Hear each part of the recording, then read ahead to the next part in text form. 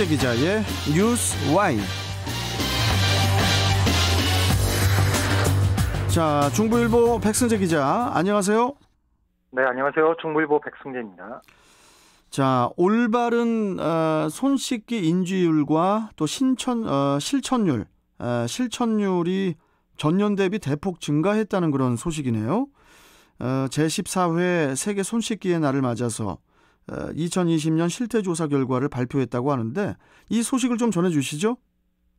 질병관리청은 2020년 지역사회 감염병 예방행태 실태조사 결과를 발표했습니다. 지난해 10월 약 20일 동안 5,000명을 대상으로 전화 설문조사를 했고 2,000명을 대상으로 관찰조사를 한 결과인데요. 일반 국민을 대상으로 일상생활에서 올바른 손 씻기를 얼마나 잘 실천하고 있는지에 대해서 설문조사와 관찰조사를 실시한 결과 응답자의 87%가 올바른 손 씻기를 실천한다고 응답했습니다. 이는 1년 전보다 15% 정도 더 증가한 수치인데요. 예. 그런데 실제 조사원이 다중이용 화장실 이용자를 관찰한 결과 용변 후에 손을 씻은 사람은 75% 정도로 1년 전보다 12% 증가했습니다. 하지만 관찰조사에서 용변 후에 손을 씻은 사람 중에서 비누를 사용한 사람은 28%인데요. 물로만 씻은 경우보다 훨씬 많았습니다. 예. 이 조사 결과는 앞으로 손 씻기에 대한 교육과 홍보를 할 때 비누로 손을 씻는 개인 위생 수칙을 보다 강조해야 함을 시사하고 있다고 질병청은 강조했습니다. 예. 손 씻기를 실천하지 않는 못하는 이유로는 습관이 안 되어서가 51%로 가장 많았고 그 다음이 귀찮아서 29%, 비누가 없어서 5%, 세면대가 부족해서 3% 등의 순이었습니다. 코로나로 개인 위생에 대한 인식이 높아지고 있지만은 여전히 그 손 씻기에 대한 습관이 잘 만들어지지 않는 것 같은데 그 기침 예절은 어떻나요? 기침 예절? 올바른 기침 예절이란 휴지와 옷 소매, 손수건, 마스크로 가리고 기침을 하는 것을 말을 하는데요. 전화 설문조사 결과 전체 응답자의 96%가 평소 올바른 기침을 실천한다고 응답했지만 실제 관찰조사에서는 올바른 기침 예절 실천율은 83%로 차이가 있었습니다. 예.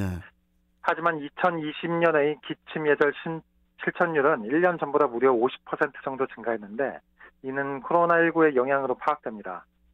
관찰조사 결과에서는 대상자의 98%가 외출할 때 마스크를 착용했고 그중 코와 입을 완전히 덮도록 얼굴에 밀착시켜서 올바르게 착용한 경우도 92%였습니다. 그렇다면은 올바른 손 씻기 수칙이 있다면은 좀 알려주세요.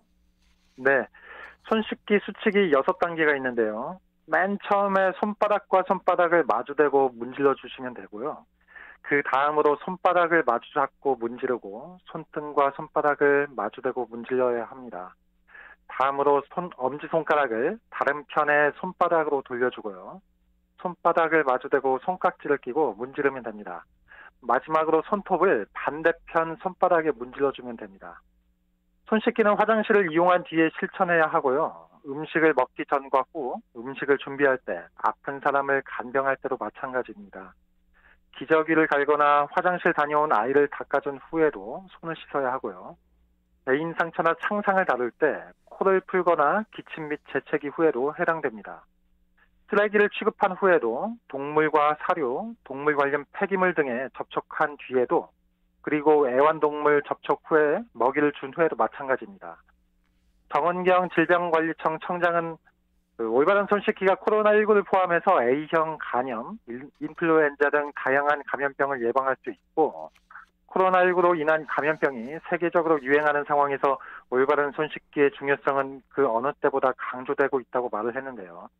특히 비누를 사용해서 손을 씻을 것을 강조하고 코로나19가 지속되는 만큼 올바른 손 씻기와 더불어서 올바른 마스크 착용 그리고 기침 예절 실천을 당부했습니다. 예. 위생 얘기가 나와서 다른 부분도 좀 살펴보죠. 요새 이제 환절기여서 감기에 걸리는 것도 이제 무서운 상황인데 가을 감기를 예방하려면은 우리가 어떻게 해야 할까요? 일교차가 커질수록 얇은 옷을 여러 벌 겹쳐 입는 것이 몸을 따뜻하게 만드는 데 좋은데요. 예. 아직은 두꺼운 옷을 입기에는 좀 부담스러운 계절이니까 얇은 옷을 덜 입거나 더울 때는 벗으면서 체온 조절을 하면 됩니다. 또 감기에는 건조한 공기가 좋지 않기 때문에 실내에 가습기를 설치해서 적정 습도인 40%에서 60%를 유지하면 좋습니다. 점막이 건조해지는 것도 예방해야 하는데요. 점막이 건조해지면 바이러스나 세균이 몸속에 잘 침투하기 때문입니다. 건강한 식사도 필수인데 오메가3 지방산이 많은 등푸른 생선과 견과류, 켜큐민이 많이 들어있는 카레, 그리고 양파, 토마토, 마늘, 유산균, 브로콜리 같은 음식은 자주 먹는 게 좋습니다.